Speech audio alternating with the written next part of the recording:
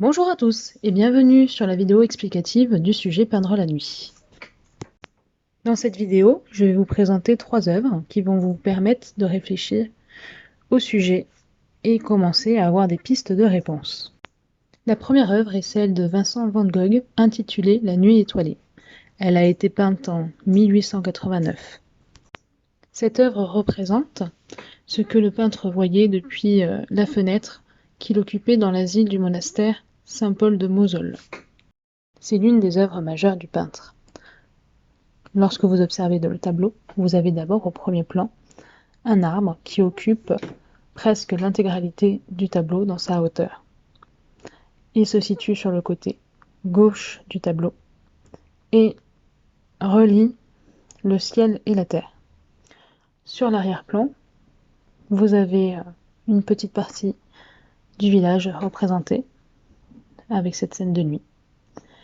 Et dans le ciel, nous pouvons observer les mouvements créés par le peintre. Donc là, vous avez également plusieurs éléments qui peuvent faire penser à des étoiles et bien évidemment la lune. Au niveau de la représentation, on est vraiment sur une représentation personnelle. Il n'a pas cherché à être fidèle à ce qu'il voyait et là, nous avons sa vision de comment est ce ciel nocturne. Donc c'est assez intéressant de voir aussi comment il a traité la lumière. Vous voyez, la lumière se diffuse autour des différents astres et ça participe au mouvement de l'image. Les différents coups de pinceau sont vraiment réfléchis et sont constitués ce qu'on appelle avec la touche. Donc vous voyez, vous avez presque des sortes de points au niveau du ciel avec plusieurs bleus et également plusieurs jaunes. Justement, ce qui est intéressant à souligner, c'est ces deux couleurs mis côte à côte. Comme vous le savez, le mélange couleurs chaudes et couleurs froides permet de créer du contraste.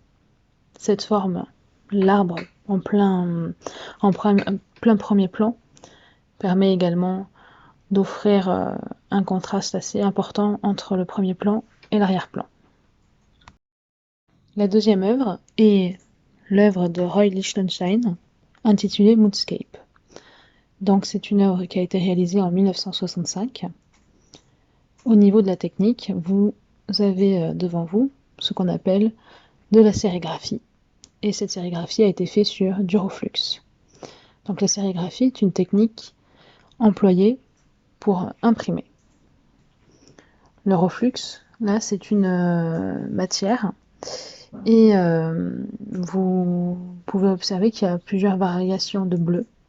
C'est une matière en fait qui va refléter la lumière et changer bien évidemment le mouvement à l'arrière suivant comment la lumière se positionne devant l'œuvre.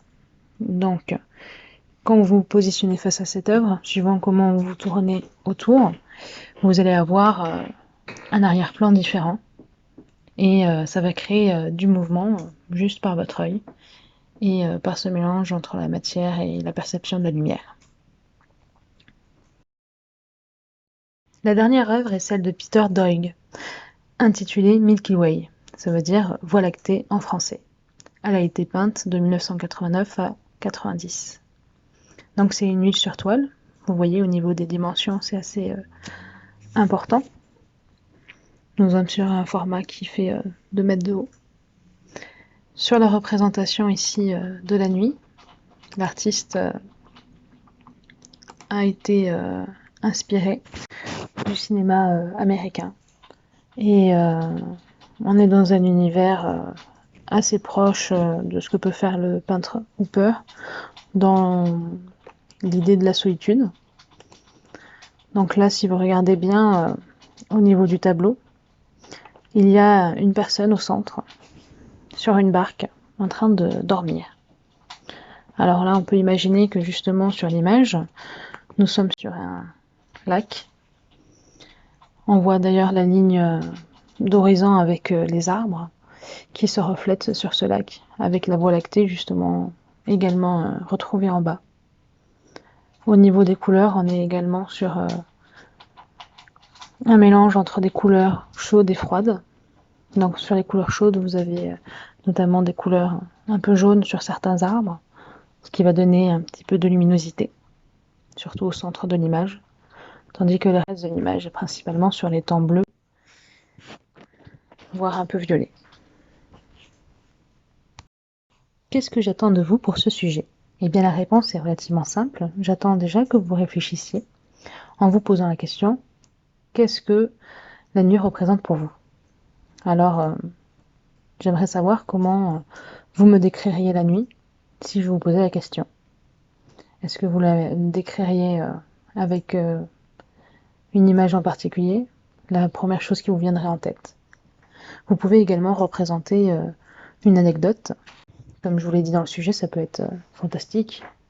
Donc quelque chose de fantastique, c'est relié à l'imaginaire. Vous pouvez également partir sur un sujet humoristique ou tout simplement une représentation comme là vous pouvez le voir sur les différents tableaux que vous avez pu observer. Il y a eu plusieurs façons d'aborder la nuit. Il y a eu le côté à la fois contemplatif de Peter Doyle avec cette personne sur cette barque en pleine nuit. Vous avez le côté changeant du ciel et des couleurs avec Roy Lichtenstein. Et vous avez l'interprétation personnelle de Van Gogh. Donc ça, c'est des choses qui peuvent vous aider vraiment dans votre réflexion et ça va vous permettre de trouver plusieurs pistes. Au niveau du sujet, je sais que certains d'entre vous ont la possibilité d'avoir un frère ou une sœur avec eux à qui j'aurais donné également le sujet. Donc je vous autorise dans ce cas à faire un travail commun. Une fois que vous aurez réfléchi à la façon dont vous allez représenter la nuit et les images qui vous viennent en tête, ça va vous permettre aussi de choisir votre support, mais également vos techniques. Alors je sais que dans ce contexte bien particulier, vous n'avez pas tous l'occasion d'avoir de la peinture ou tout autre matériel. Si vous en manquez, si vraiment vous n'avez pas de support graphique ou pictural, vous pouvez me contacter et là on discutera de la façon d'adapter le sujet pour vous.